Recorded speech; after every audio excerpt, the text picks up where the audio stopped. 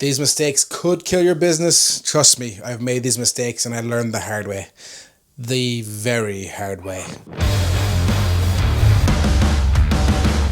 These are 9 mistakes I see freelancers make every day. Welcome to the channel. If you're a returning viewer, welcome back. If you're new to the channel, welcome. My name is Jay Woodard. I own a content agency in the south of Ireland where we focus on podcasting, photography, and video. I've been freelancing now for over, 10 years, I think it is, which is a long time, and I've made a lot of mistakes. I have made every mistake on this list, so that's why I'm making today's list, so you don't have to go through the troubles I went to. I'm here for you. I got you. Some of them can kill your business. Honestly, some of them can and will kill your business if you don't correct it. And I'm not clickbaity. I'm not whatever that is. I'm being genuine, especially the first one. Number 1, the 50-50 payment rule. The 50-50 payment rule was something I started doing recently. Well, I say recently, about 2 years ago.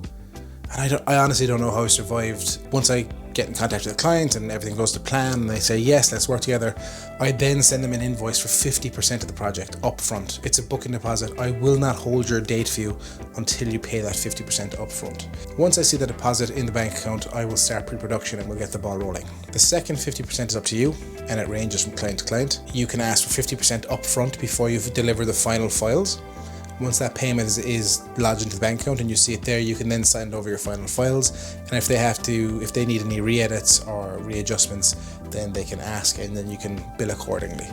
Or if they're a trusted client and you know them quite a while and you've worked together quite a while and they've paid you on time and all that stuff, you can invoice after you deliver the files. You can say, look, 50% now at the start and 50% after. When I've delivered the files, just pay me. What the 50-50 does is it provides cash flow for your business. Cash flow is so important in a small creator business like ours that we need week-to-week payments coming in. Like before, I'd say, yeah, let's work together. Great. Pre-production, production, post-production, edits, multiple edits. It's 4 to 5 to 6 to 7 weeks later, if not months, 3, 4, 5 months later, and I'm still not being paid for the work I'm doing, and it's just not sustainable. Number 2, get everything in writing. Everything in writing, please. I've made this mistake with several clients before, and what would happen is, hop on a phone call. Hey client, I want to do this, and this. Oh, you want to do that, and that? No problem. Let's meet in the middle and do this, and this. Perfect. I don't follow up with an email. I just go on and I shoot and I do the project. And I come back and they're like, oh hey, we didn't like that you did this, and this. I'm like, well, on the phone call we had, we agreed to this, and this. And they're like, no, we didn't. So what I do every time I talk to a client on the phone, obviously if it's email, it's in right here already, but if you're on the phone or you're a Zoom call or a phone call with them, take notes of everything that's being said, follow that phone call with an email, just whatever. I just want to email you over the notes from the meeting. Here's what I took from it. Let me know if you had any thoughts. It's that simple. Then you have it in writing. They usually come back, oh, perfect, thanks so much for that. They have it, it's in writing, and you cannot be screwed later on. Number 3, don't overspend in gear. When you start getting work in and you start getting bigger jobs and bigger budgets and bigger paychecks, you're like, right, I can finally get that lens. I can finally get that tripod. And like, there's no thought, like if you're getting the work on the gear you have as right now, you can hold off another 2 or 3 months. Hold off another 2. Obviously, if it's essential, you need to get the gear. But if you're getting the latest, flashiest thing that comes out, hold off. Just hold off for now. Build up a little trust fund in the bank account. Just a little fallback, and a few months' salary if you have to. Just have it there to be safe. Know what's coming in and what's going out. 80% of our job as creatives in freelancing world, photography, video, podcasting, it's all about creating, it's all about brainstorming, come up with these amazing ideas. But there's a 20 to 25% on the back end that is needed, because if you're not doing this, it will really hurt. And if not, it could be a final blow to your business if you're not keeping track. Keep track of what's coming into your bank account and what's going out. There are so many subscriptions, there are so many softwares, there are so many expenditures that you have as a company, as a brand, as a creator. Like there's the Gmail suite, there's Capture One I have Lightroom, Adobe, I have Senja, my testimony. Like there is countless Sage, the countless ones I have.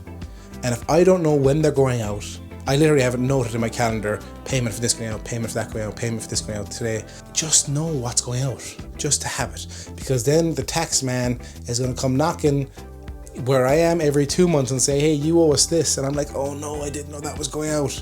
Know what's going in and know what's going out. Number 5, not setting boundaries with your clients. Very easy to do, very hard to fix.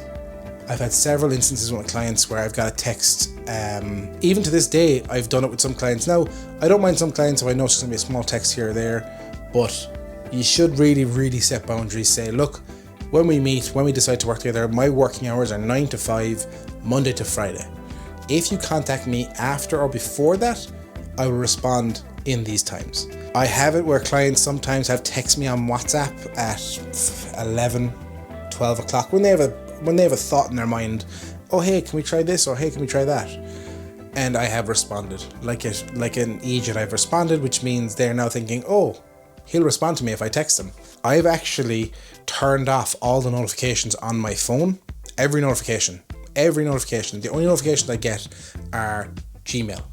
And in Gmail, I have it set out in my calendar at 10:45 in the morning, check your email. 5 p.m, check your email. Check your WhatsApp. And I had to.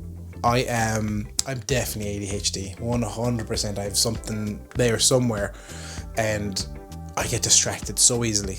Yeah, set boundaries with your clients. Number 6, not charging properly for your services. This is tough. This is each individual case of every creator. I have recently, in the last year or so, fully grown to know my worth and what I think I'm worth and what I know I charge now per hour or per project. But before, and I see it today in colleagues who I work with in the cities here or other people who are undercharging, and it kills me because my mentality towards this is, I know I'm worth this. So why am I charging half of that and working twice as hard? If I charge the money I know I'm worth, I will work less and be paid the same.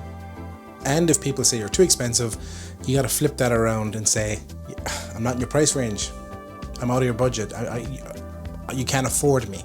You need to change the mindset. I have the gear, I have the equipment, I have the experience, I have the past work to prove that I'm worth this much. Then go for it. Charge what you honestly believe you're worth.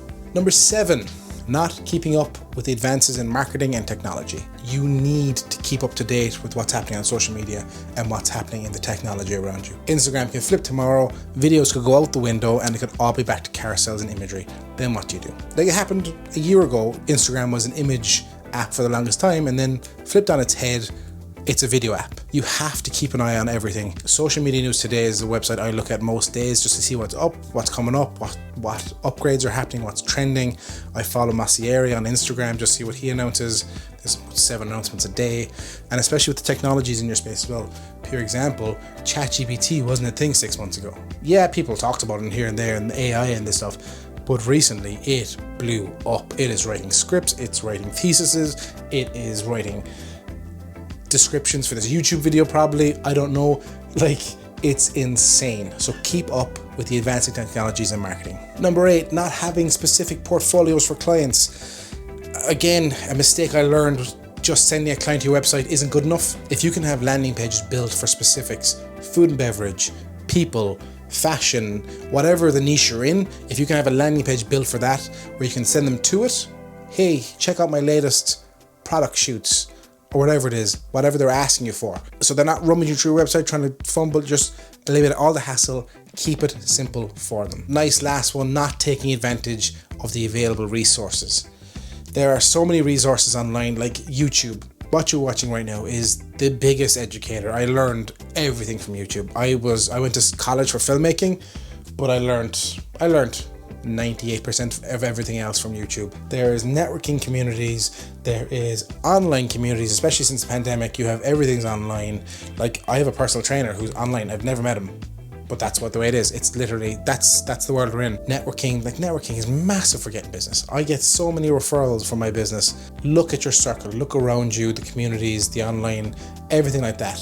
they're all there to help and support you. There's grants, check out your local enterprise office. Make sure to check out all that stuff. I hope this video helped. I hope you learned something and you do not make these mistakes after watching this video. Thank you so much, and I will catch you in the next video.